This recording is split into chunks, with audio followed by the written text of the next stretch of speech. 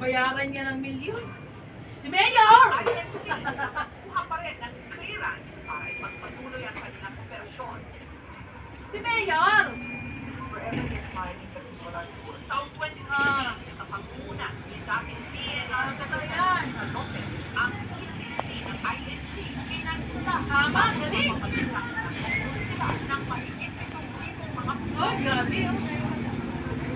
Nung muli silang pinagpunta na mag-operate sa pagbubuo ng bagong talagang PNR Secretary taong Walang puso yung animal na yan. Magpapatuloy raw ang pagigina sa Fox Point ang 28,000 na bilang ng mga napulong ng 28,000. malaki ang epekto nitong tax. Lalo marami sa mga katulad ng tulong ng almasina ay mahalaga sa pang-araw-araw ng mga katulong. Sila naman nakikinaban yan. Gobyerno lang.